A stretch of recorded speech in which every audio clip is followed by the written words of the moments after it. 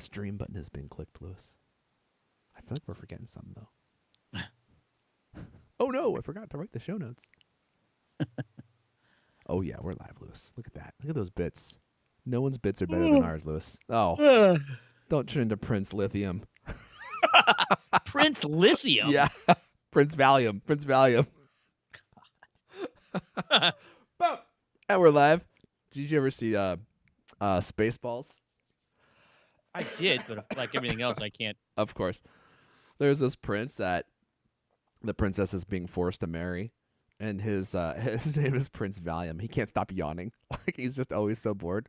I was like, oh, great. Don't get all Prince Valium on me here, Lewis. We got a show to do. It's one of the final ones of the year. We got to keep it chipper, Lewis. See my face? Hey, there you go. That's what I'm talking about right there. I knew you could turn it on. You want the tweet action here, Lewis? Oh, nothing would please me more. I don't know if anyone's going to show up. It's a freaking afternoon on Thursday right before Christmas. Does anyone even do any? No one's working. I know that much. Or if they have a real job where they have to work, they're not going to be watching the show live. But here we go, Lewis. There's a tweet action right there. Coming to you from my verified account, Lewis, so you know it's the real McCoy. Oh, fully checkmarked, huh? Oh, yeah. Fully checkmarked, double checkmarked. Taylor Lorenz. Wonder what she has to say. Oh, Level Remix is here. Let's wait for some people to show up here, Lewis, and we'll get going. Let me see here. You got that? Did you see that tweet action? Finally found it. Oh, yeah. Okay, good. Fantastic. We might just get rolling here. Like I said, I don't really know how many people are going to show up live. We got Michael Bartlett, though. He's here, and he says, Happy Holidays to Airfon only. Get bent, Lewis. Nice. Nah, I'm joking. He said he said Happy Holidays to both of you. What a nice guy. We got Jeff Drew in here. What should we talk about today, guys? Dan Dewitt says, Merry Christmas! LK. Can we get the moderators in here? Someone get the moderators in here ASAP. Put on those little elf boots with the curled tip and really put that right in his keister. Get him out of here. Get him out of here. All right, we actually have some Apple news to talk about. We'll see if the title brings them in. I don't know. We're going to be talking about some of our favorite stuff of the year. There's not a ton of Apple news, although surprisingly there is some. And we're going to be talking about all of our favorite stuff of the year. I got a list that's way too long. It's way too long. Which is fine, I guess, because we're going to split this show in two. So we'll do it this week, we'll do it next week, and that will be it. We're done. The show's over, guys. Thanks for tuning in. Oh, Budget USA is here. He wants me to do a very long hello, which is coming up. Brace yourselves for it. Let's see here. Michael Bartlett, looking forward to your thoughts on Apple pulling down the HomeKit update. Oh, man. I was just telling Lewis why we shouldn't talk about that boring story. Do you guys want us to talk about it? We could work. Boring unless your house is on fire. Yeah, unless you're trying to go to sleep and all your lights are flashing, blinking, changing colors. You feel like you're about to have a seizure. Oh, God. Oh, what if you already have it? Well, in that case, you're screwed. Or not. No, there's Nobody's sure. There's nothing you can do if it's not working. So, I guess we should talk about it now, Lewis. Now we have to. I told you. I Biggest know. story of the day. I can't believe you're right. You never are. All right, let's cue up Mrs. You Know Who. We got some peeps here, and hey, drop us some likes here so we can save the people suffering through the talk show. Maybe Lewis or maybe YouTube will recommend our video to them if you guys click like enough, and just think how much happier they'll be over the holidays. It'll be like watching the Grinch movie, where he goes from hating everything to being a nice guy. I got one like, thanks to the one guy who listened.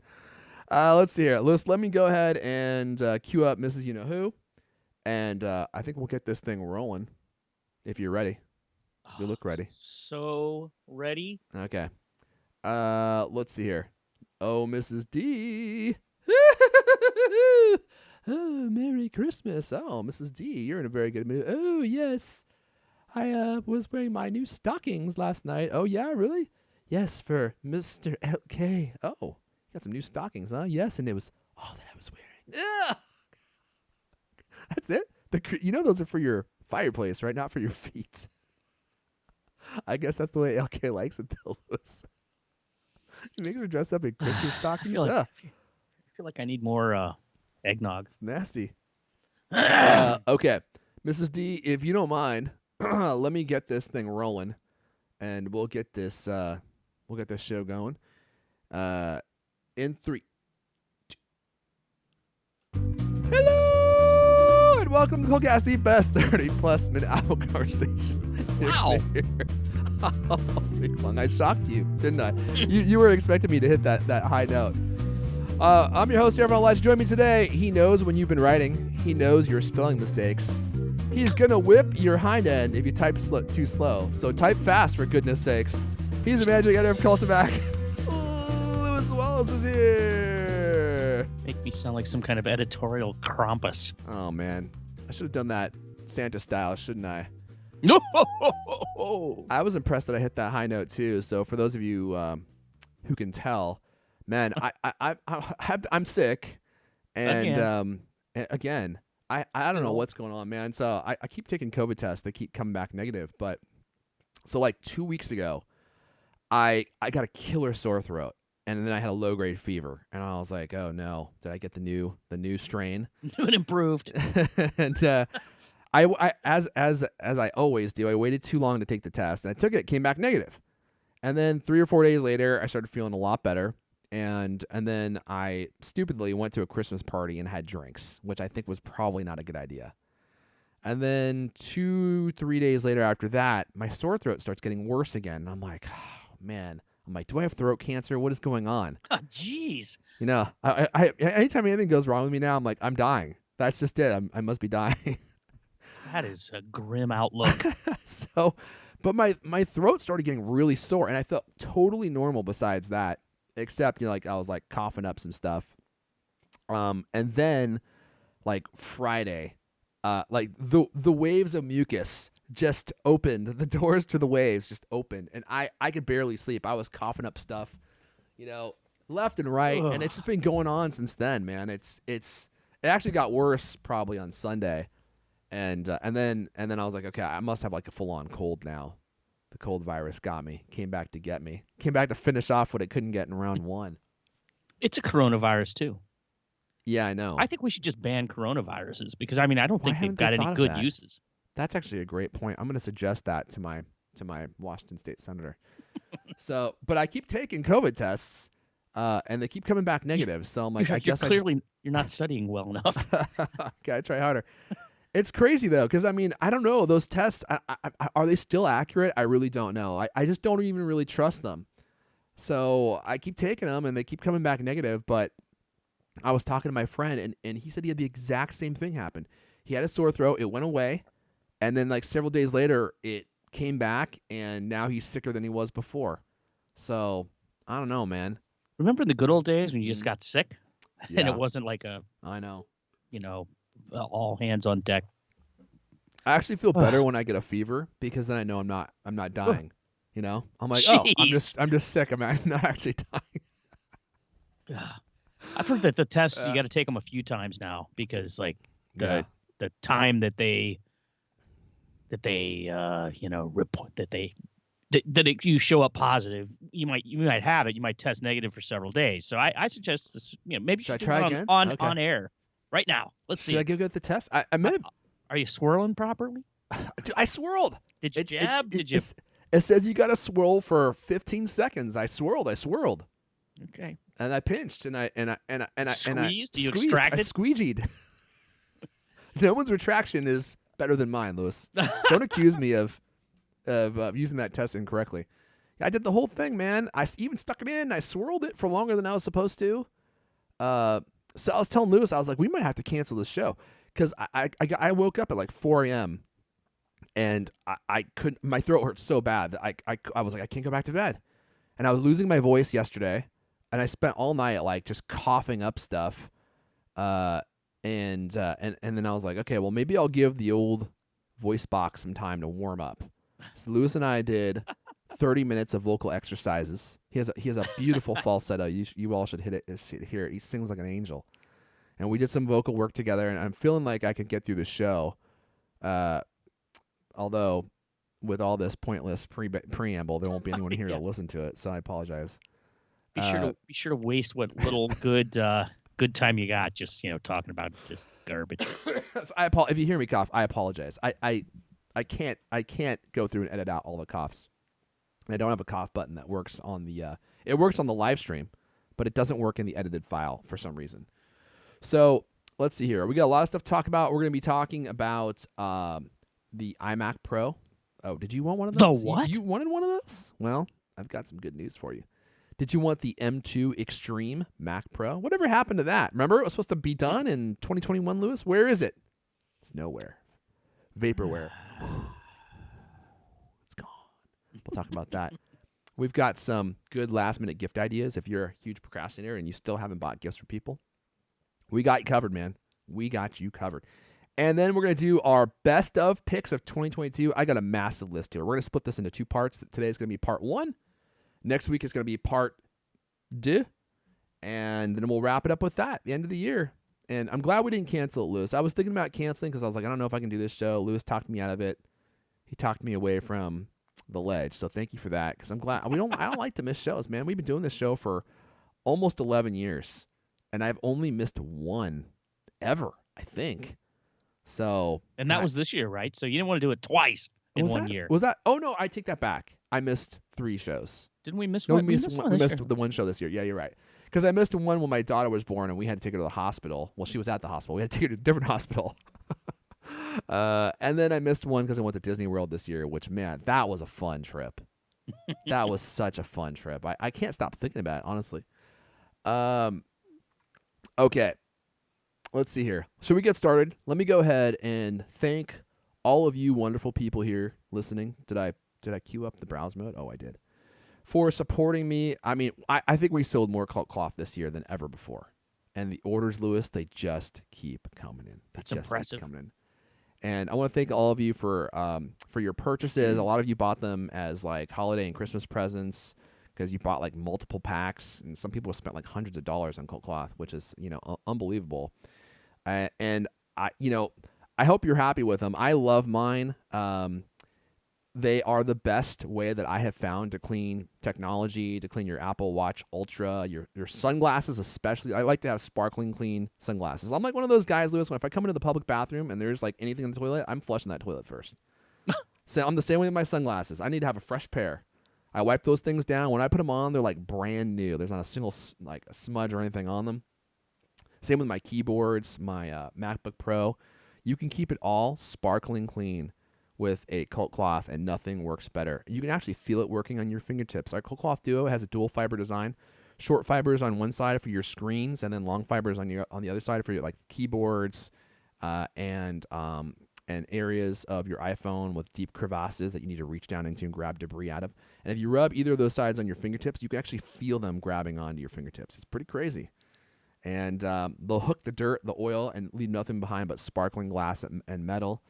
And they work on all your technology, glasses, lenses, cameras, TV. I use them on my brand new A95, A95K. I think that's the model number. I don't want to get it wrong. My A95K Sony QD OLED, which I'll be talking about here later. And they work fantastic on that too. If you haven't gotten any yet and you want to support me, support the show, head on over to coatcloth.co, coatcloth.co, and you can use code CULTCAST at checkout to score two free carry cloths with orders over $20. These are our portable cloths that are great for cleaning on the go, your iPhone and your sunglasses and what have you. Super useful and very easy to carry around. Coatcloth.co, and the code to use at checkout is CULTCAST. Okay, Lewis, don't give up. Don't give up, Lewis. I know you're on the verge of giving up. You're doing this show and you're like, is this the best life gets? There's more, Lewis. There's that Apple computer that you've been waiting for, Lewis. Is there? It seems like it's on the way. I was kind of surprised at the fact that Apple canceled the iMac Pro. I mean, although it was $5,000 base, which was a problem. And it's funny to me because the Mac Studio runs circles around it, and you can get a iMac Studio for like 1,800 or a Mac Studio for $1,800 now. Those things are so cheap. But it looks like we've got some high-powered machines on the way, Lewis. That is correct, sir. If you're a fan of the all-in-one, it might be iMac Pro in the works. The first one came out in 2017, powered by those Intel Xeon processors, 27-inch 5K display, and a, gorgeous little starting price of $5,000, which puts it completely out of my range of I think that was anything I would ever even consider buying. that was it, man. That was the nail in the coffin. That price, it's like the Lisa. I mean, Yeah. $5,000 for a computer, it's out of the realm of most people's realities. Yeah, I mean, if you need it, as we always say, or as I always say anyway, if you need that kind of firepower, you know it, and you're willing Yeah. to pay for it, and it makes sense. If you're a schlub like me who just types and, once in a while wastes half a day on Photoshop, you don't need that kind of a firepower. So anyway, Apple ended up killing this thing in 2021, right? Never released a follow-up version. The thing I really remembered about, aside from the price tag, was the space gray peripherals. Remember that? That was such a Oh that yeah, was such a those thing. are Like those those are were big hot old for a minute there. black market. There's a big black market for those. If you get a Uh, keyboard on eBay, people are selling them for like $200-300. yeah. So anyway, if you always wanted one of those and now you're bummed out that they don't exist, there's hope. In his latest report, I think this is from his Power On newsletter. Mark Gurman, reporter for Bloomberg, said Apple, quote, continues to eye a high-end iMac Pro with Apple Silicon, but that machine has suffered internal delays for similar reasons as the Mac Pro. And for that reason, I kind of wonder if we will end up seeing a new iMac Pro, especially with the Mac Studio and all the new monitors that they're working on. We heard they're working on 3. It seems like there's not really any point for an iMac Pro at this point because you could just get a Mac Studio and then choose the screen that you want. And then whatever happened to the Mac Pro, Lewis, the M2 Extreme? Remember that Craig Federighi said that they were going to be moving on from M1, and we still had, that was at, I forget, WWDC maybe last year, and then we just never heard anything more about a Mac Pro. We thought they were going to be doing an M2 Extreme Mac Pro, which would be 4 M1, I guess 2 M1 Ultras combined into the ultimate power. It'd be like Weird Science. Did you ever see that movie, Lewis? I'm sure I did, but I'm You sure could I use can't that remember machine anything. to create a real woman. All these crazy chip things, I can't even keep track of them. I can't keep track of what the difference is between a Max and an Ultra and a this and a that. And it just starts to make my head hurt. Yeah, so Level Remix is saying Studio Apple Display, $1,600 plus $2,000 Mac Studio, and those are like the list prices. You can get them cheaper than that, and that's $3,600 for a machine that would absolutely destroy an iMac Pro. So I just don't really see the case for one to have one combined. It's literally just if you don't want a box on or under your desk, right? I mean, that's the only rationale. Yeah, that's it. You got to have it all in one. It's not as expandable. It's in every way. Wouldn't it be in every way inferior to that sort of aside from just you only have this one little place where your computer can sit. It has to be right here and nothing maybe else. Beauty, yeah, beauty and compactness would be one of the selling points. But now that we have the Mac Studio and the Studio Display, it kind of seems like it's pointless. Well, if you're waiting for the Mac Pro, to me it almost seems like Apple's going to cancel the Mac Pro, just period. They've been having so many problems with the Mac Pro. I mean, what generation of Mac Pro hasn't been a complete debacle? This has been going on since the trash can Mac Pros. They designed themselves thermally into a corner. They couldn't replace any of the parts. Those machines became woefully outdated, and Apple kept selling them. And then they released the new updated Tower Mac Pro, which was a crazy powerful machine, and there are all these expansion cards that you could buy. But then Apple released the M1, and it seemed like it destroyed the Mac Pro in many tasks, if not most tasks, except for maybe some specific, high-powered scenarios. And and how much of an audience do they have for these super high powered computers? I wonder. So again, Germinator talking from his latest newsletter, I think, yeah. He said that let's see here. Gurman claims Apple was working on an M1 based Mac Pro. We've talked about that before. It would have featured a chip combining 4 M1 Macs into one, the Ultimate. M1 Ultimate. That's what they should have called it. Let's see here. However, the Mac Studio featured a dual M1 Max. Blah, blah, blah, blah, blah. Yeah, we know that. And Apple pushed the launch of the Mac Pro, decided to push it to the M2 generation. It would have used an M2 Extreme chip, which would have packed 2 M2 Ultra chips for some serious horsepower. But that top-end version has supposedly been dropped. According to Gurman, the company made the decision because of both the complexity and cost of producing a processor that is essentially 4 M2 Max chips fused together. It also will help Apple and partner Taiwan Semiconductor Manufacturing Co. save chip production resources for higher volume machines. Price was another concern, as the M2 Extreme Mac Pro could cost over $10,000, probably would have. This would have made it a niche machine that found limited takers. Contrary to rumors, Apple did not launch the M2 Mac Pro or the M2 Pro Max MacBook Pros this year. Gurman claims they will launch those in 2023. Yeah, so kind of going along with my line of reasoning, very, very a niche computer, and everyone's having fabrication issues, man. I mean, have you looked at the prices of GPUs lately? Like, I just No, bought. I haven't. Well, not surprisingly, you haven't. I just bought a NVIDIA 4080, and for those of you who know anything about gaming, it's the 80 version of their GPUs, right? And I think the last version of the 80 series, like the 3080, I think was like $800 maybe.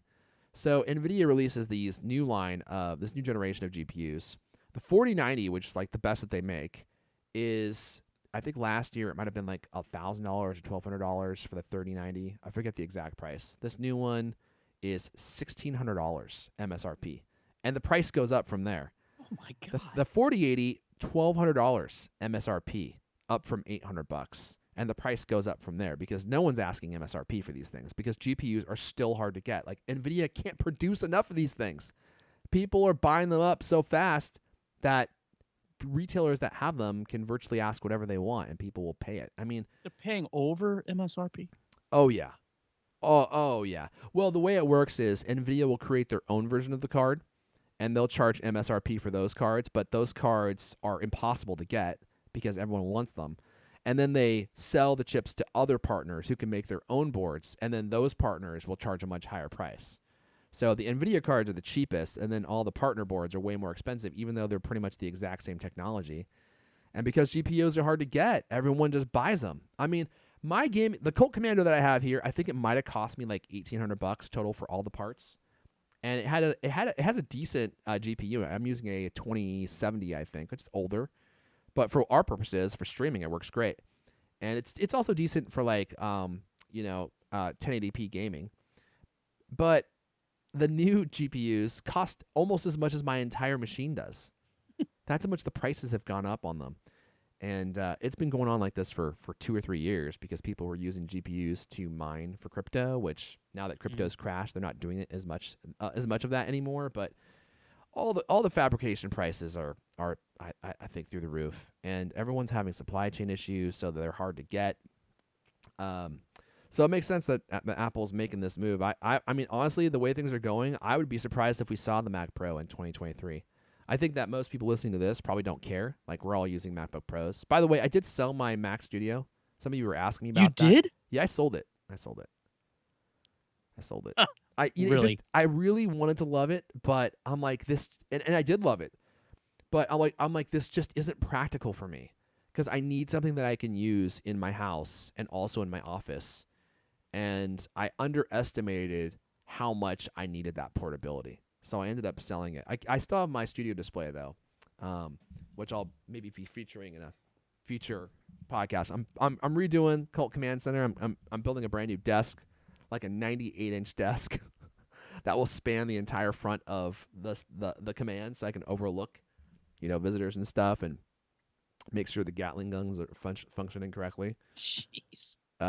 Yeah, but I did sell it, and I ended up getting a M1 MacBook Pro, which I absolutely love. Absolutely love. Should have got it from the start, but and actually I would have loved to have kept the Mac Studio, but the thing that did it for me, that really put me over the edge with the Mac Studio, was this video that Max Tech did a while back, basically discussing, basically stating that there's design flaw in the Mac Studio with the M1 Ultra that prohibits the speed that you would expect from the M1 Ultra, and saying that the M1 Ultra, it will never perform twice as well as the M1 Max. It's a double M1 Max, so it should perform twice as well in most of the heavy lifting that I was doing, especially video editing. And it doesn't. And that was so confusing. It was like 20 to 30% better. And I'm like, you're spending twice the money for 20 to 30% more performance. I'm like, that doesn't make any sense to me. And I forget the exact issue. It was like a bus issue or something, like data, like the pipe couldn't hold the amount of data that would be transferred somewhere within the SoC. I forget exactly what they said. And they had all like these tests to demonstrate the issue. And I was like, shoot. So you're telling me I spent all this money on an Ultra and I'm never going to get the performance that we were expecting from the Ultra. And for me, that was like the clincher. I was like, okay, if I'm not going to get the performance I paid for, then I'll just sell this machine and get a MacBook Pro and have the machine be, 20 to 30% slower, but, almost half the cost. That seems like a smart move. So that's what I ended up doing. Yeah, Max Tech is great. I agree with you guys. Let's see here. Norbert says, you need one of those Dr. Evil chairs for the Cult Command. That's a fantastic suggestion. I don't know where you buy those. I'll have to look into that. Maybe they'll send me a review unit. Amazon, I'm sure. EvilGeniusChairs.com. Oh, man, I should register that. That's a great domain. If that's not already taken, it's too late. All right. Should we move on and talk about how to get some last-minute gifts, and then we can move into our best of picks for 2022 here, Lewis? I guess I have to. Oh, you know what? It's me. It's still me. I have to break the bad news, though. What's that? Red alert. What? No giveaway this week. Oh, yeah. It's like coal. It's like Christmas coal. No giveaway. You got. If you go right now, you can enter. We still have one giveaway live, but it's like only for the next 12 hours. So by the time the podcast comes out, it'll be over. Let's see here. What do we got going on here? That was a good giveaway too. That was a great one, man. Yeah, oh yeah. And very exciting. I wish we had something to follow it up. If you go there right now, yeah, it's the Mophie listen stuff. to the live stream. You can 5 winners get to pick any Mophie product they want. So if you're hearing this on the podcast, it's proper. I think maybe you have. If you hear like maybe in the first hour or so after release, you might be able to race to the homepage of cultomac.com, scroll down to the giveaway, and get in right under the wire. Your chance to win 5 or one of 5 winner's choice things from Mophie. But after that, it's going to be a little break. Sorry. We'll get you one sometime next week. We'll reboot it in the new year. Yeah, don't worry. Don't worry. It just disappoints me because every year I like to talk about the giveaway, and it makes me sad when we don't have a giveaway for the readers and the listeners. Richard Field saying, so you're saying this week that I don't have a chance. That is correct, sir. He nailed you on that one. 0 chance of winning next week. Odds are good that you're going to win absolutely nothing. I predict with 100% accuracy. Someone was just saying Airfund needs to give away one of his HomePods. Well, you come onto my property looking for a HomePod, don't be surprised when the green laser from the Gatling gun snaps right to your head and torso. You're not taking my HomePod. But I'll tell you what, if you want a HomePod, don't ask me how this is possible. Walmart is selling them. And for less than the original MSRP. No way. They're selling the white ones right now. Right now, $329. It looks like it's a third-party seller, but they've got great reviews, and they're selling the white ones for $329. So if you want a HomePod, wow, $329 is a little bit more than I would want to pay. But dude, I still use my double HomePods for in dual mode. What do they call that? Paired? I don't know. It didn't start with an stereo pair. Stereo pair. I can't So, believe that left my mind. I'm sick. Give wait, me a how do break. you say this is a third part? Oh yeah, direct deals. I wonder if these are refurbished or I don't think so. It says they're brand new. If what they are were they just like refurbished, they would have to come tell you that. across a warehouse full of HomePods? I mean, That kind of thing happens all the time, Lewis. Yeah. yeah, they fell off a truck in East Jersey. That kind of thing happens all the time. People end up with like these tech pallets of things that Wow. were just lost at some point, or what they had done is they had bought a bunch of them, hoping they were going to go up in price, and then they never did. So Well, now you buy these from direct deals. I somehow doubt you're going to get a warranty. Let's see. this is how much it Yeah, cost. it doesn't say I mean, anything this about is more warranty. than they cost at the end when Apple killed them, right? I mean, didn't Apple drop the price from $349 to $299? I think so. Or they kept the official price, $349, but then they They would de- put them on sale all the time. I don't remember no, exactly how much. they definitely cut the price. I can't remember the exact number. I think it was 249 or 299. But yeah, look at that. They went 409 for a space gray. That was way more than they cost originally. Yeah, I Wow. mean, the space gray ones are more popular. I gotta say now, I mean, I bought mine. I think when I only had one kid, and now I have four, and they're always like putting their grubby little hands on them. I mean, when I had the HomePods out in Colt Command, they were immaculate, man. Sure. Just sparkling white. And now they have like dirt on them and stuff. Which Ketchup probably looks particularly bad. oh yeah, and there probably is ketchup on them.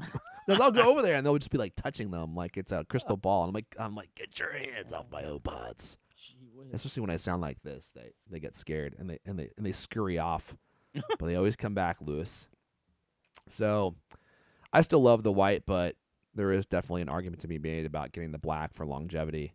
And yeah, if you want the blacks, the space gray, they're $409. That's more than I would pay, to be honest. I don't know what Apple's commitment to. I don't know what Apple's commitment is to updating these. I hope that they'll keep them going for years, but I think that $329 would be the threshold of what I would pay, and even that's maybe outside the boundary of reason at this point. Like, I feel like they should be Yeah. like $299 or lower. I can't even imagine buying one at this point. I mean, it seems like every time there's a HomePod update, you don't know for sure whether you should install it.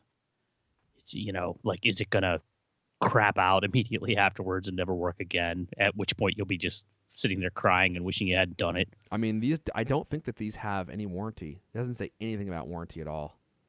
So I'm going to presume that means that there is no warranty on it. But As yeah, as much as I love having the stereo pair, as good as it sounds, I think at this point I would get something from Sonos or something, because I probably I would just too. I Yeah. just can't. You can't justify going with the Apple thing because, I mean, let's be honest. These are smart speakers, right? You talk to them and you ask them to do things. Honestly, at this point, it's less helpful than it is annoying. Almost everything I say, almost every request that I make of Siri gets picked up by the HomePod when I don't want it to, or if it does pick it up, or if I want it to do something, it can't do it. It's almost just like a slow motion degradation going on with those things, like the way that they work. They've always been great at picking up your voice from the far corners of a room, Mm-hmm. which is great if you're not trying to ask it a question or have it do something. I can't tell you how many times lately I try to do something on the watch or on my phone or anything else, and the HomePod picks it up. And it's gotten to the point where I almost turned it off because it's just more annoying than it is useful.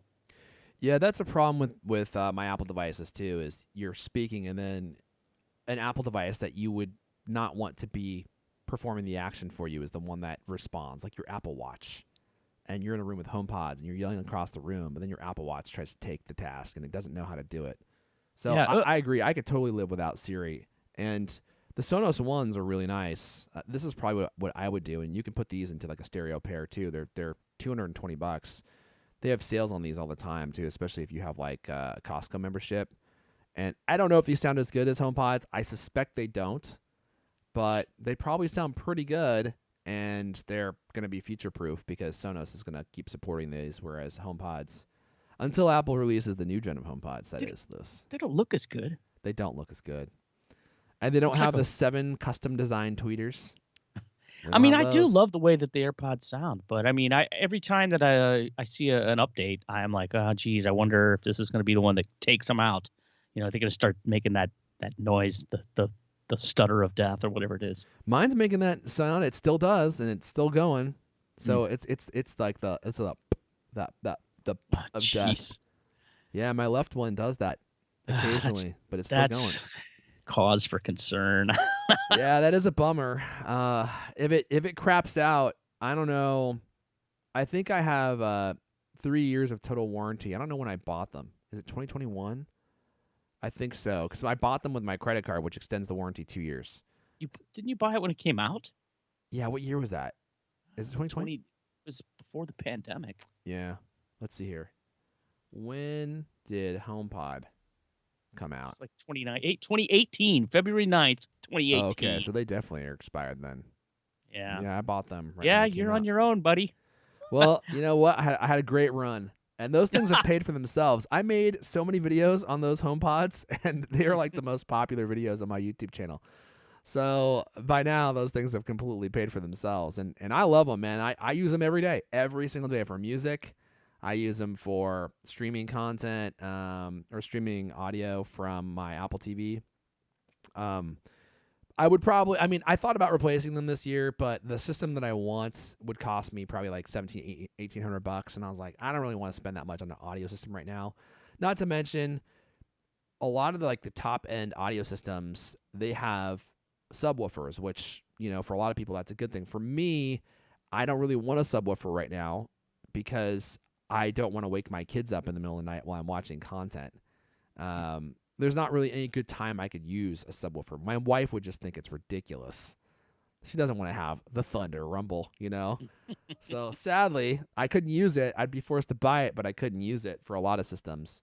So for now, the HomePods are perfect for me because they sound great, but they don't have the thunder that a subwoofer would have, and they sound fantastic. And they have they have like the virtualized surround sound.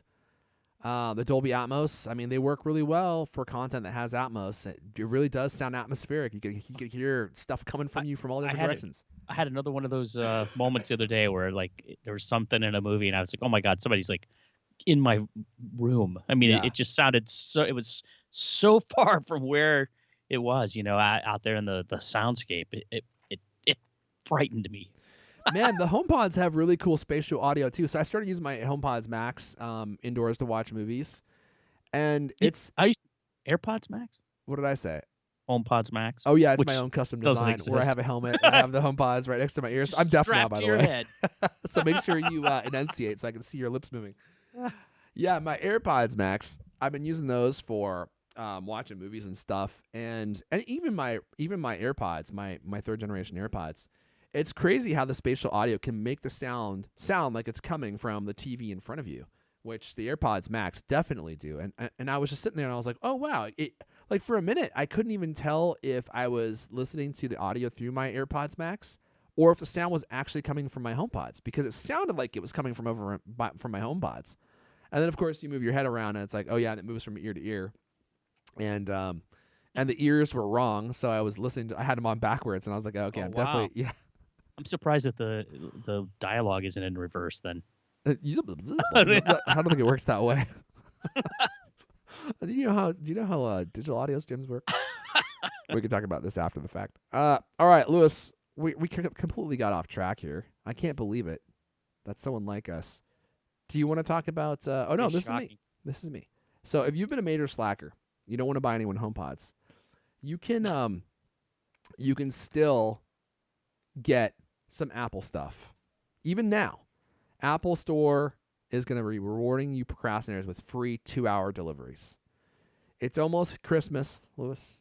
It is. Hanukkah is already in full swing. And the Apple Store is helping last-minute shoppers with free 2-hour delivery on some items, which I think we have a good suggestion for you.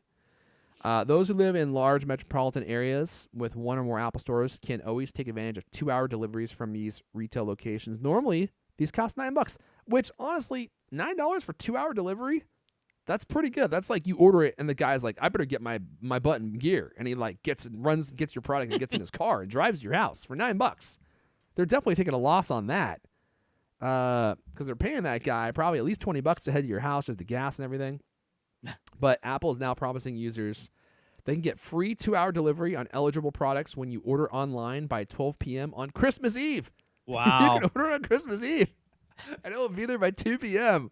So this is another thing that's got to, like, if you're listening to this on the actual podcast, you better, like, do it immediately.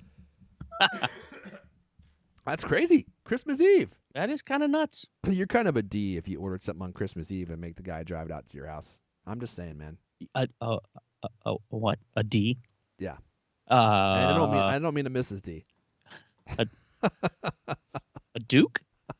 Yeah. You're a royal male with a prestigious title. Yeah. So if you still want to get some stuff, you can. And Lewis, I know you got a suggestion for us, right? I do have a suggestion. This is the best stocking stuffer you can get for anybody in the Apple universe. Anybody who's got an iPhone or an iPad and you've got them right there in your hands. AirTags. They're perfect. I wrote this post why they're the ultimate stocking stuffers. And honestly, the reason I wrote it was I think still there are a lot of people in the Apple ecosystem that have never even heard of AirTags. Yeah. It's bizarre to me. I mean, I was talking to somebody the other day about it, and they're like, "What? What? Never used the Find My app. I think most never heard normies, of it." Yeah, I believe that. I was like, man, this app is so powerful and so useful in so many situations. And if you have AirTags, I mean, the sort of marquee thing is like, oh, you put it on your keychains, right? Which very, very helpful, very useful. Or you put them on your luggage. That was kind of a big deal this year. There was all this talk of it getting banned or whatever, but they didn't get banned, and they're awesome. Putting them on your luggage and watching your luggage come from the plane to the terminal is quite fun. It's also very reassuring when you land in some city that you've never been in before, and you say, "Oh, my luggage actually made it. That's good news." So, my reason for writing it was just I wanted to extol the virtues of the AirTag and how they are perfect. You can get them for anybody that has an iPhone can use an AirTag. They can use it for anything they want. They could use it for their keychain. They could drop it in a purse or a backpack. They make these. There's so many accessories to these things now. You can get like a dog or a cat collar. Always keep track of the pooch or the little fluffy feline. Everything, you can't miss. And people that don't have these maybe don't understand how useful they are. And yeah, I mean, it's not, as sexy as a, new computer or negligee. No, it's not. It's definitely not as sexy as that.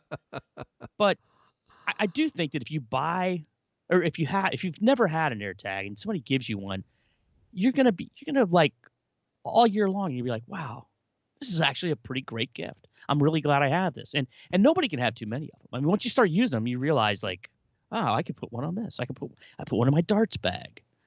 Yeah, there's all these different ways you can use them, and they're very helpful. You're misplacing stuff.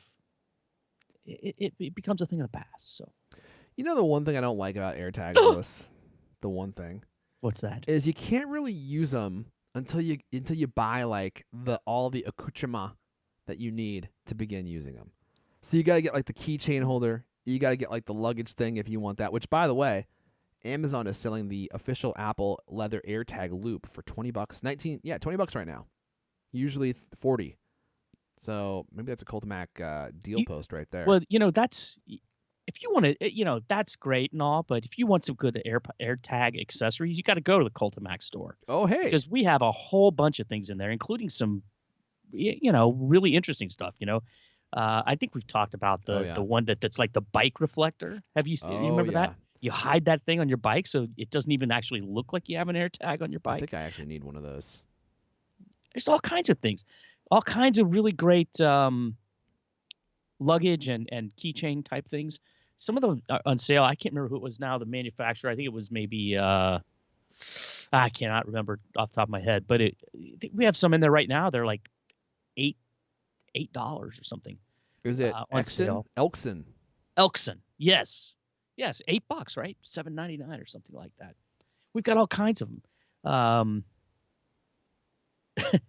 There's those ones that we have that look just like the Hermes ones that cost, the Hermes costs $450 or something. Oh, no kidding. Absolutely ridiculous. We've got them for like kind of lookalikes for like $25. Oh yeah, we have all sorts of good ones. There's all kinds of, and the one thing that I haven't really taken advantage of very much with my my AirTags is the whole thing with like the Apple engraving. That is actually kind of cool. And if you buy Do you some think of these so? things, well, I was yeah, like, this is so lame. Like, who wants to have their I AirTag engraved? I kind of thought that too when I Uh first huh. saw it, but it's kind of nice, and it's not a bad thing to be able to tell which one is which just by looking at it. But I don't know. That's the one thing that like you can't do at the last minute, right? But right now you can run out and buy a pack of these things. You could bust it open and put one in each of your family members' stockings, right? Because the 4-packs are the way to go. You always save more by buying Oh the four yeah, pack. and I got some killer I, s- deals. I saw you with those 4-packs. Oh yeah, I got 2 4-packs right here. I got some killer deals on AirTags over Black Friday, Cyber Monday. So, but I Yeah. haven't deployed them yet because I'm like, I need something to hold them. I need something for my keychain. I want to get something from my bike, like this thing, this device therapy bike mount, this reflector that hides the AirTag. This would be perfect. You want something that hides it on your bike so that if they take it, they don't just take the AirTag and throw it away. Although I like the hopefully, looks of those mhm. Elkson ones. Real slim line. Yeah, I like those too for your keychain. Because you got to have something. I mean, that's the thing.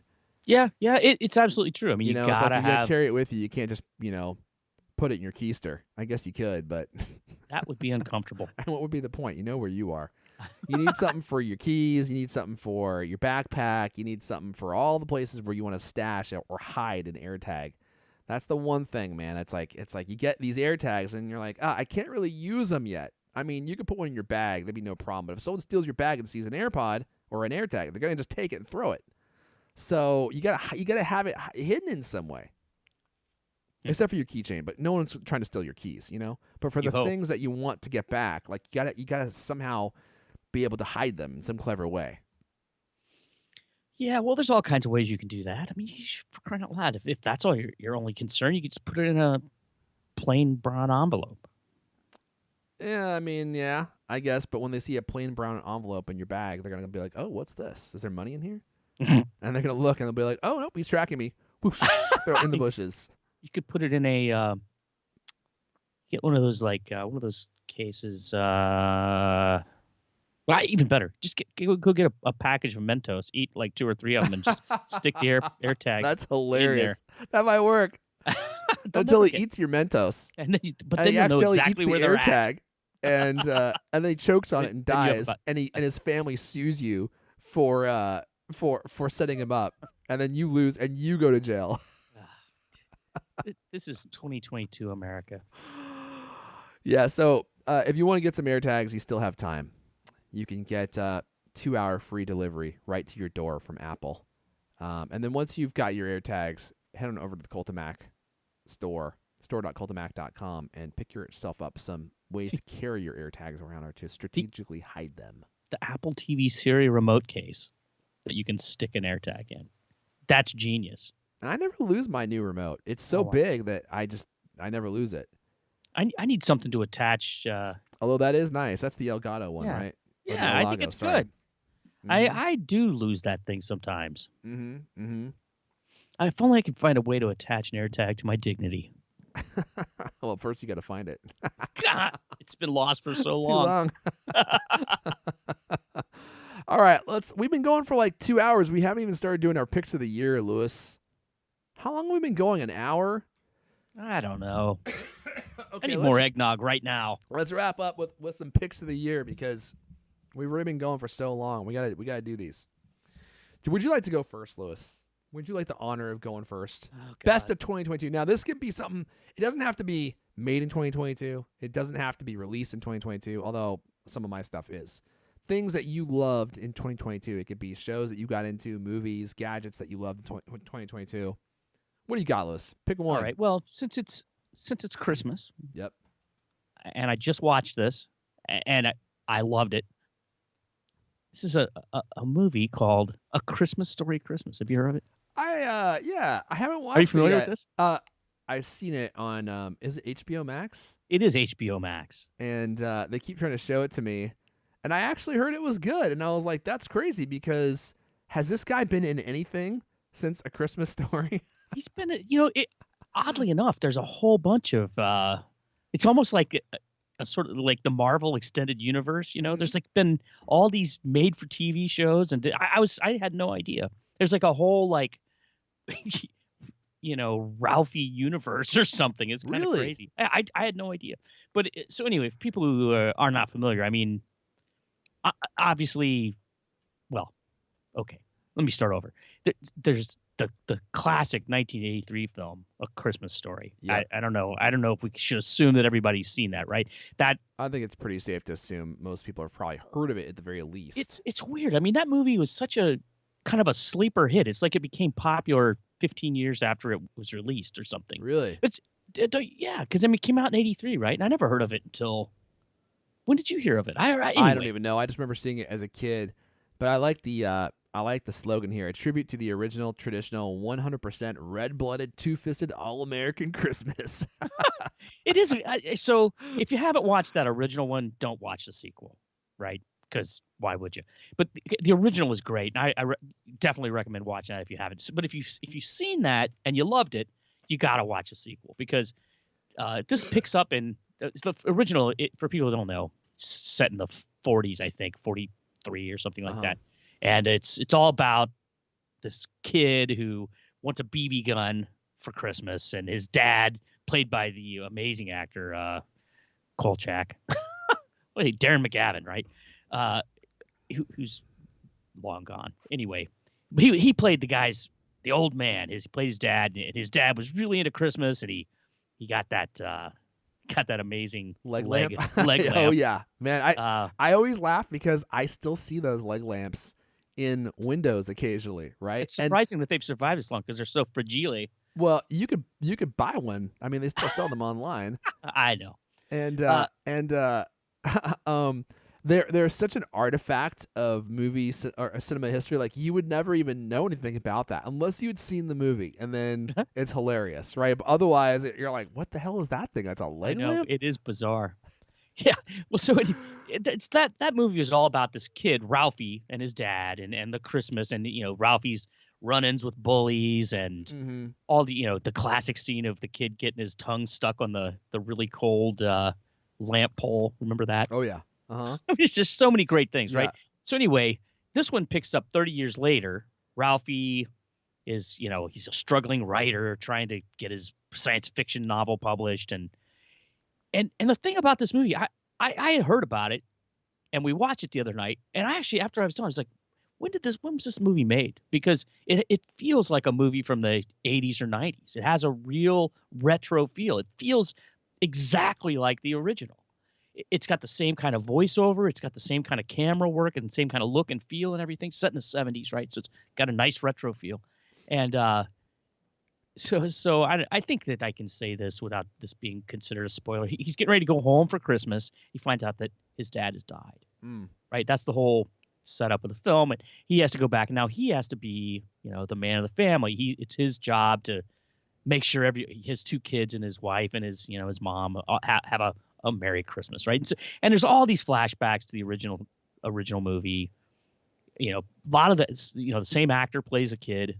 A lot of people reprise their roles in the original. And honestly, if you like the first one, it's got the same tone, the same like voiceover, the same dry humor, the same everything. And it's, to me, I think it's a new, like, another Christmas classic. So if you like the original, I can't recommend it highly enough. Man, that's a triumph. I mean, to return to this story after all this time, especially for the original actor to actually still be able to do this role, is amazing. I mean, life happens. I don't know how much stuff this guy has been in since the original, but he looks exactly like the kid still. I mean, he is the kid that played it, right? But he looks like a grown-up version of that exact kid. I mean, that in and of itself is a miracle. Like, not all child actors look like themselves when they grow older. Yeah, some of the other people who were also in it, it's like, oh my God, look at that. It's I mean, obviously they can use makeup and things to make them look familiar, right? But they did a good job with it. They just, it definitely pays tribute to that original. But I mean, this is like 40 years later.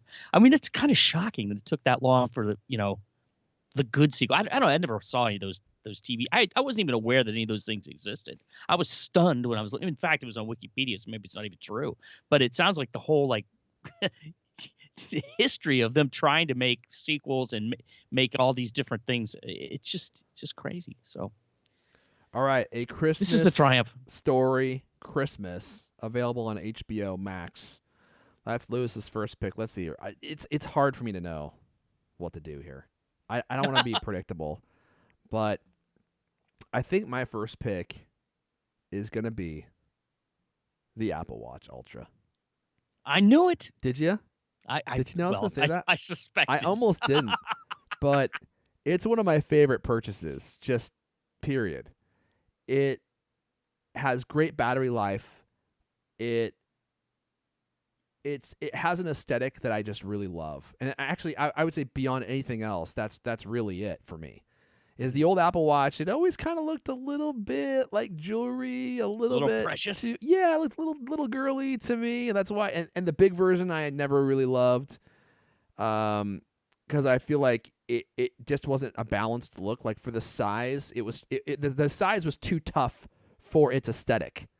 And this thing, it's like it looks like a compass, man. It's like it's got some utility to it, and it's got a really beautiful look. And then there's the battery life. I love the Alpine Loop strap. It's my favorite strap ever that I've used in a watch. I love the screen. I love how big and bright it is. I love having the button on the side that you can use, the action button, to assign different actions to. I use mine as a flashlight, and if you ever think how often you need like a quick flashlight, you can just press the button and it illuminates. And there's just nothing about it that I don't love. I feel like it has a lot of features that I don't even really. I'm not ever really gonna use, like the diving features and all that kind of stuff. Man, I want to get one and go diving. Yeah, you want to go diving? Well, R.I.P. Lewis. I haven't been diving in years. Oh, you know how to dive? Okay. Oh yeah. All right. Yeah. Apparently it works very well for that. It's just got a whole wheelbarrow full of features that I don't even think I'll ever use. But I have noticed that the heart tracking seems to work a lot better than my Apple Watch Series 6, which is what I'm moving from. Really? Oh yeah, I feel like it's more accurate. Yeah. Huh. I don't love the orange embellishments, like the orange on the action button, and then the orange on the digital crown. Oh, I'm not even showing the screen. Here I was thinking that I was showing this the whole time. Derp. But it's just us talking about it. My apologies. Yeah, I don't love the orange.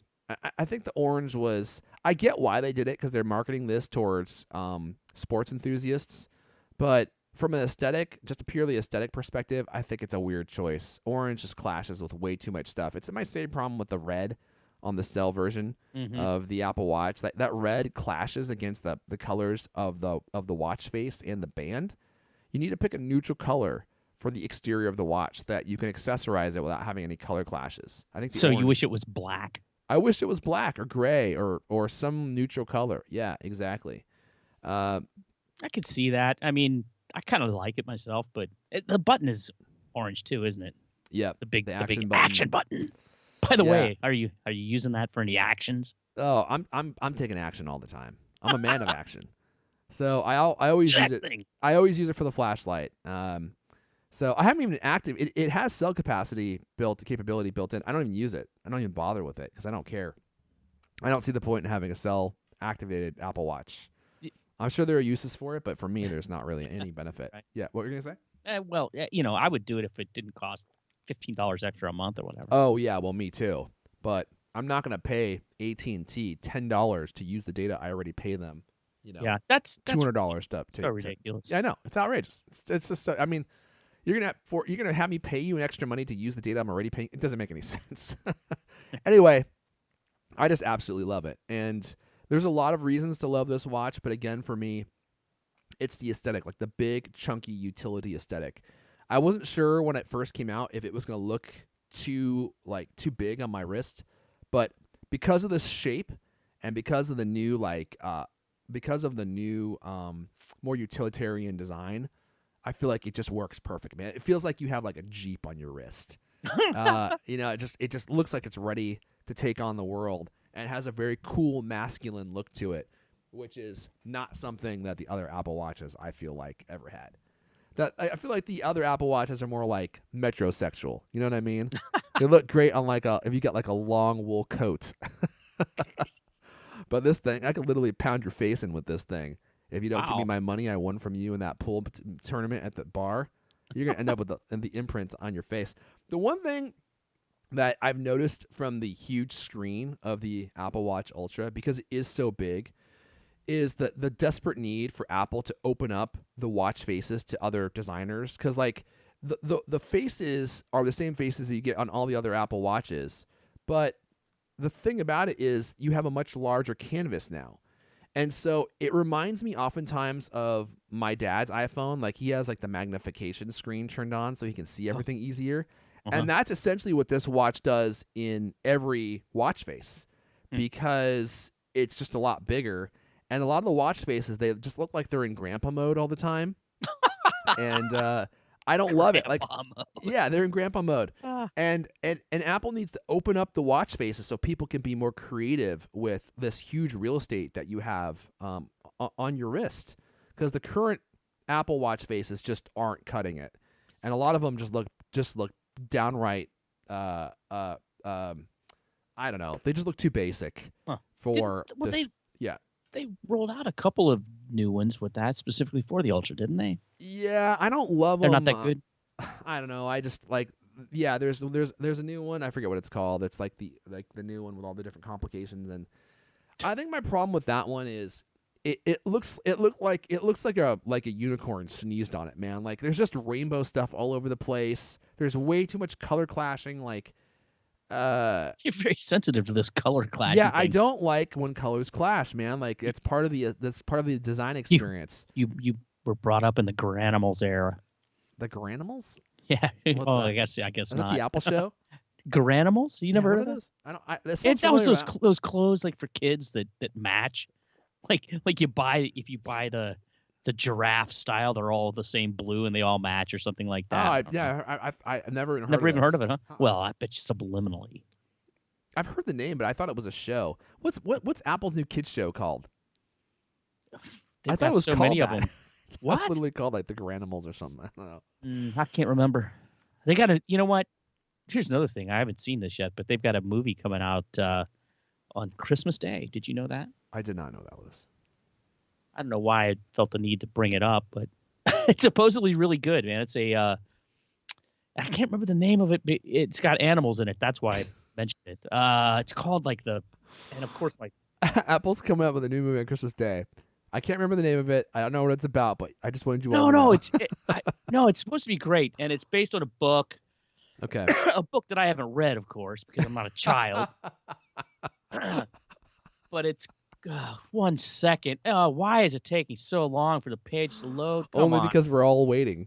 Come on, Apple TV, you can do it. Well, this is in the meantime, they can all listen to me. This is Cough. just pathetic. It is coming this Sunday, which is quite bizarre. They don't usually release things on Christmas Day, right? And it is called The Boy, the Mole, the Fox, and the Horse. I haven't even heard of this, I don't think. That's why I'm mentioning it. It's kind of flying under the radar, I think. But our review, which is going to go live here in the next day or so, Sunday at the latest, is it's a rave review. It's like, this is the best kind of Christmas holiday,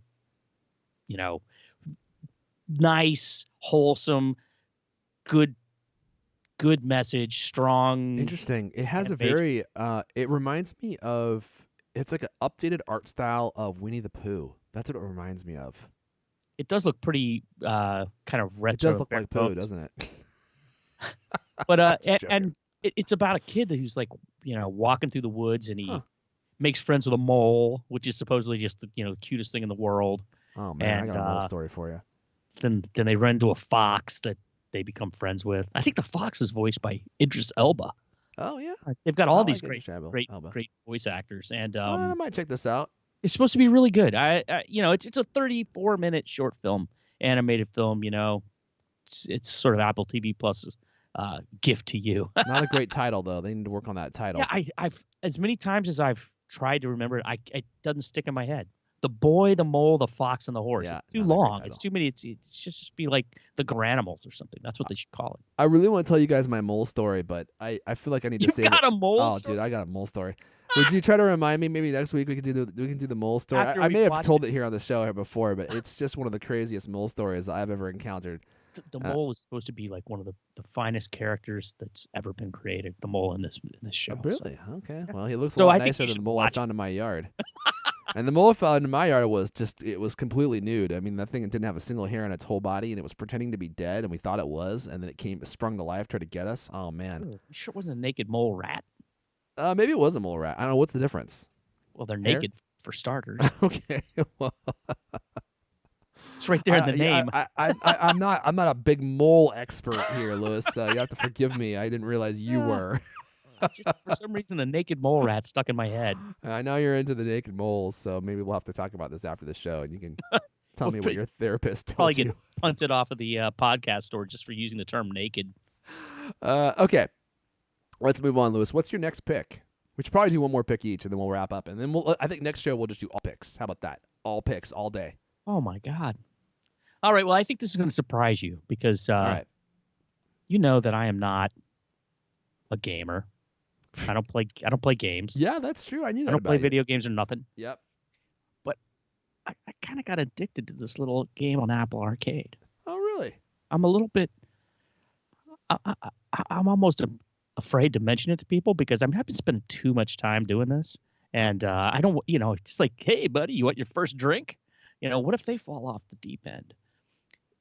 This game is called Good Sudoku Plus. Oh, good Sudoku. Good Are you familiar with those Sudoku little Plus. number games? Sudoku. Oh yeah, I've played Sudoku puzzles. You've played it on before. paper, right? So now I'm curious to hear what makes this one special because Good Sudoku, is it just called Good Sudoku or is it Good Yeah. Sudoku Plus? Plus. Okay. Well, it's like everything else, The Plus version is the one that's on the Apple Arcade, which is of course free if you've got Apple Premiere or any of these things, Apple Arcade. Oh yeah. Okay. I don't know if there's any difference between the Plus version and the other version, other than it's just The Apple's one for there. Arcade. It looks like there's not because you can just. Yeah. Okay. Well, tell me more. There's a lot Well, of so- flashing lights happening here. So I don't. I was never a Sudoku fan. I mean, I've seen like this one of the members of the band. She's always doing them, and I'm always looking at it going, what in the world is that? It's a box full of numbers and another box full of numbers, and so I don't know. I'm not even exactly sure why in the world I started playing this, but it's got a variety of things that are helpful. Like if you don't know how to play Sudoku, it teaches you how to get better at it, right? Okay. And it's got these different modes. One mode is called good mode, I think. And in that one, you tap the numbers 1 through 9. So if we don't need to explain how Sudoku works, No, right? let's not do that. I don't even know if I could. But you can tap the numbers, and it shows you which one, where they appear on the grid, right? And there's also a setting that you can tap it is auto note that then it shows every one, right? But it's got these different ways of letting you like sort of sift through the combinations, and you can make notes on there. You say, okay, well, this one, like specifically, you would note if a square has 2, or if I'm sorry, if there's one segment of the puzzle. I guess they call them houses. One house that only has 2 of a given number, right? Which is super important. Like you want to identify the squares that have only 2 because that's how you start to unlock these things. It's just got these different ways of doing it, right? So and the other thing about it, and this is what makes it really addictive, is each day they have daily ones. One is the good mode. One is classic mode, which is basically just filling in it's just like it would be on paper, right? And then they have a arcade version, and the arcade version you have three hearts, right? Mm-hmm. And if you fill in a wrong square, boom, 1 disappears. Oh no! Uh, Got to start all over if you screwed up too many times, huh? yeah, yeah. And in each of these versions, they have a little hint that you can tap if you're like stuck. You tap the hint, and it explains. A lot of times, it's like, oh, here's something you overlooked, right? Sometimes it's like, oh no, here's they have different terms, and I don't know if they created these terms for this or if it's this is everybody that plays Sudoku knows this, but like this one's called a Y wing, and if and it and you it says if you this square here forces these other two squares to be this or that, and then you say, okay, show me, and it shows you the effect on the board, right? So if you're not good at it, this explains how to do it, right? And so each day they've got those 3 games: good, classic, and arcade. And as the week goes by, they ramp up in difficulty. So like Monday's very simple. Like even a bonehead like me can just zip right through these things. By the end of the week, you're spending a little more time. Huh. Which is maybe not the greatest for workplace productivity. Don't worry about that. Okay, gave up on that long ago. As long as the writers are cranking out, that's all you need to worry about. Anyway, so it also it shows you how after you finish one, it shows you how long it took you, which frankly can sometimes be very concerning. I just use the word concerning in the way that it's not. I apologize for that. I hate when I hear people say that. It can cause concern. But it also it'll rank you against everybody else that's playing it, right? It shows you how much, where if you're in the top 250 or whatever. I never am. I'm terrible. But I don't know. I think it's a nicely done game. And it's also got, of course, like every game, you can adjust all these different parameters and, like the way that it looks. All the color schemes are sort of muted and kind of cool. But the other thing that's really weird about it, it's got this music. And I was playing it one time and my wife heard it. She's like, "What are you listening to?" She thought it was just like I was listening. It's got this like kind of cool jazz kind of loop, Mm-hmm. But I find it so relaxing to listen to that. I'm embarrassed to admit it, but it's like there's something about it just very, very relaxing. Oh man, and comforting. there's some games that just have great music, and that definitely adds to the enjoyment of the game, is just being immersed in that world and hearing that music. Yeah, and the taps when you tap on the screen, right? Like they make these certain little noises. It's all very I just find it very pleasant. I don't know. I love the game, and I might have to delete it because I'm that's how much time I feel like I'm wasting on it now. Although I think it would be awesome, like if you're stuck, for instance, at an airport in the middle of a bomb cyclone, like so many people probably are going to be while they're listening to this podcast. Download good Sudoku Plus for Apple Arcade. Spend the next. Well, you can 60 also just download it from the minutes. App Store, right? I mean, good Sudoku Plus. Well, that's what it is. It's good. I mean, I think you can only get the Plus one if you're in Apple Arcade, but you could just get the regular version. And I think the only difference is probably you have to pay for, or watch ads in the regular version. Oh, But okay. I think it's a free app. I don't know about that actually. I went with the Apple Arcade version because it's free to me. Yeah, like 'cause all the other amazing all the other Apple One stuff. ones that I just don't pay any attention to. Oh yeah, it is free with in-app purchases if you want to try it out. If you don't have Apple Arcade. Okay, cool. I bet you did not expect a game for me. I definitely did not expect that from you, of all people. I thought you were going to tell me you wanted to play like Modern Warfare 2, the remake or something. It's like, all right, that's cool. All right, I got one more pick, and then this we did way too much news this week, and then next week we're gonna be back with all picks. So let's see here. Somebody was asking me about my OLED. The Jose, how do you like your Sony OLED? QD OLED, you mean? I wonder. I will be talking about that next week. I might actually also make a video on it for my YouTube channel because I think it's worthy. It's a worthy topic. But I'm not going to talk about that today. I have a whole list of stuff that I could talk about, and we'll spend all next show just doing picks because I got a bunch of stuff, and we could do a whole show on it. But for now, I think the one thing that I'm going to pick is going to be a surprise to you, Lewis. Uh-oh. Because it's not really something that I think that people think about because it has been iteratively made better over the years. But this year particularly, Apple Photos has become a spectacular app.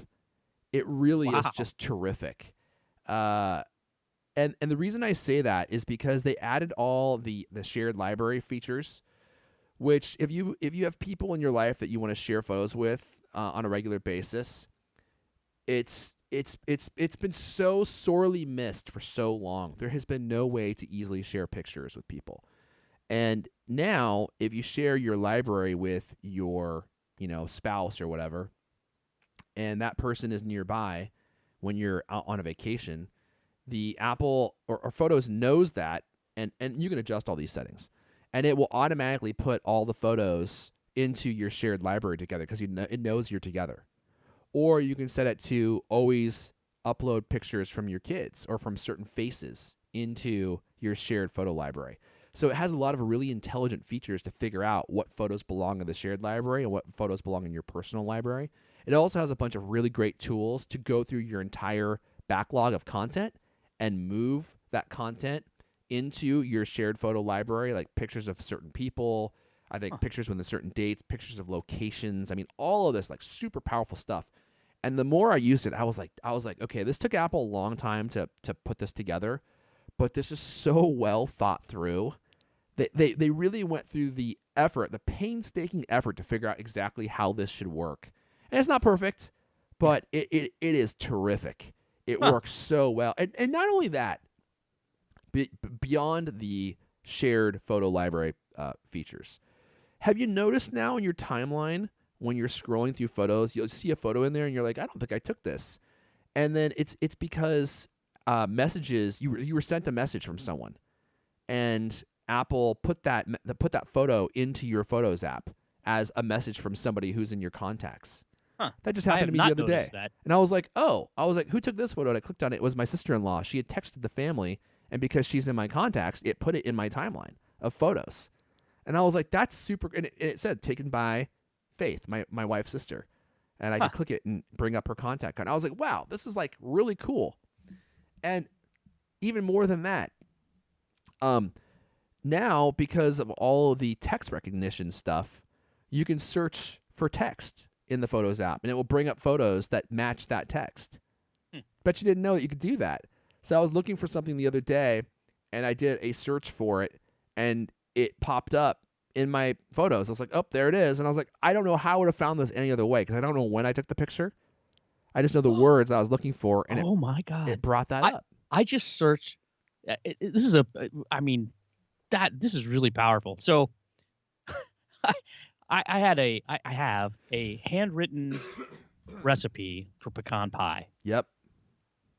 My mom wrote this, and I was using it to make a pecan pie just this past Thanksgiving. And you won't believe this, but my wife spilled something on it. And she's like, oh my God, you've got to take a picture of this immediately because I just like destroyed this. Right. I'm like, oh my God. But so I took 3 photographs of this, 2 of a pecan pie recipe.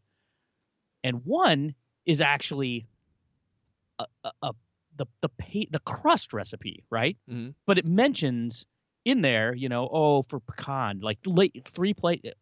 I just did a quick search for pecan pie, and it turned up those 3 sheets of paper. Yeah. It didn't actually turn up any of the pictures of pecan pies that I've taken over the years because, yes, in fact, I do that once in a while. But that is astonishing because this is handwritten, barely legible pecan pie. And it so it pulled does it handwritten right up. text too. Yeah. It worked beautifully. I'm astonished. Absolutely astonished. I mean, not only that, but like being able to take pictures. I do this all the time now. If I am, because photos will do text recognition, you can take a photo of something and then search for that thing later on. Like, or if you need like a serial number off something, like I was trying to get a serial number off something that I purchased so that I could register the warranty, and I just took a picture of it, and then there's a little button in the lower right-hand corner that will turn on text recognition, and then you can tap the text and just copy it and then paste it into whatever application you want to use. And I could go on. There's a lot more features than just those. But they supercharged photos this year, and now it is just like mind-blowingly good at being able to find people, organize your photos, share photos. The search is outstanding now. I don't know though, man. I just searched for beer, which there's a fair number of photos of beer in my I bet there's a lot. And you know what? It turns up a picture of like my band, no beer involved. Huh. my wife sitting with a glass of wine. So the photo part of it, Well, I mean, still, that doesn't surprise me. You're looking for a specific beverage in an image. Like, how is it supposed to know that you're holding a beer? well, I don't know because how about You could be holding a glass a of urine. stein of beer. I mean, I don't know. It seems like There's it's all the not that different hard. glasses. I mean, there's endless drinkware you could be using, bottles, cans. Okay, well, I searched for pie, Yeah. and it turned up a photograph of some kind of like round art. Definitely not a pie. It looks like a hubcap. It turned up a picture of a vintage car. Huh. Okay, so that is not perfect. That is. Well, I mean, I think I literally said it's not perfect. Yeah, There's that's a lot pretty, of object pretty recognition far from perfect. there's object recognition that still needs to be built in, but it is eons better than it was at sharing photos, uh, photo library management, Man, search, and that type of thing. the text recognition is astonishingly good. It's I very good. searched for birra, Italian word for beer, and it pulled up like I take, when I'm on vacation, I take pictures of receipts. Yep. Turns them up. Yeah. That is powerful. Mhm. I had no idea that it was that good. Thanks for letting me know. 2 thumbs up for you, Lewis. I think, and I don't gotta think try, most people knew because a I lot gotta of these try features the, just sneak in, man. They don't even yeah. talk about them. I got to try the saving or the sharing thing that you're talking about too. That makes a lot of sense, and I just haven't gotten around to it. And frankly, I was a little afraid to turn it on just because, I didn't want to be the first person down that that particular road, right? Like, accidentally destroyed all your photos, right? Well, But you're saying it works well, huh? Yeah, it works great. I didn't move any of my original photos over yet. I still need to go through and figure out how exactly I'm going to do that. But I did start with a new library, and when you're taking a picture, there's a button you can press to put it into your own personal library or the shared photo library. But it also has a lot of smart features that you can turn on, and like one of the best ones is like, oh well, if you're near your wife's iPhone, it will automatically create shared photos for both of you because it knows that you're together. Or if I take a picture of my kid, it knows their faces. It will automatically put those in our album together because, But when I'm doing my my nude bodybuilder poses that I do to submit them to that competition that I'm going to be in, I mean, those don't get shared automatically. not until everybody in your contact list. Not until I have them perfected because it's an art form. People think those guys just go up there and flex, but you got to work on your flex. You got to turn your arm. Like if you rotate your wrist just so, then your bicep pops or your tricep just turns into the horseshoe. So there's things that you got to work on, Lewis. I mean, clearly this is not something that you know very much about. We could talk about it offline. That is true. But yeah, and then like hair removal, tanning, those type of things. I mean, these are all things I'm working on for the competition that I'm going to be in. Why are our viewers dropping precipitously? What happened? I can't imagine. I'm surprised the YouTube algorithm didn't pick us up, and this is what the Gruber podcast fans really need to hear when they show up during this segment. They're like, maybe I should check out that show, and this is the part they come to. Ah, jeez, They're what's going on They're here? here forever. How All right, did we Lewis. end up here? We've been going for like 2 hours. I think we should go ahead and wrap it up. I think we should go ahead and wrap it up there because we got a lot more we could do, but we got to save some powder for next week. So that's all the Cultcast we have for you guys this week. A very merry Merry Christmas to all of you celebrating. This has been the Cultcast, the best 30-minute plus Apple conversation you're going to hear all week long. New episodes of the Cultcast coming every Thursday night. We don't miss, including Christmas, New Year's Eve, you name it. We'll be here. I want to thank everyone for listening. Thanks for everyone for hanging out live. And we'll see you guys next week for part 2. I messed up. We'll see you guys next time for part 2. That's the way it should have gone. I'm just Bye, y'all. impressed you kept it together there, man. I thought your voice was going to go all the way out right there. At the Oh, end. man. I'm going to have to get a steroid shot right into my neck after this. Oh. It's hurting. Now when I swallow, instead of just being in my throat, it sends a shooting pain down the left side of my neck. Is that normal? You might want to get that checked. It's a searing hot pain. It's okay. It was worth it. Next week I'll have to do the show in sign language, but don't miss Cultcast Braille edition. I forgot to talk about the HomeKit. What? the HomeKit debacle. Well, we'll have to do that. Oh, yeah, you're right. We forgot, didn't we? Sorry. Save it for next week, Lewis. We're out of time. I'm not turning off the music now. We made it too far to turn back. I'm hovering towards the end stream button as we speak. It's almost done, Lewis. All right, everyone. Everyone wants that Apple Music Sing demo next week, Lewis, so we'll make sure we get that locked in for you. Oh my God, it works great. Warm up those vocal cords. Everyone wants to hear that falsetto. Bye, y'all.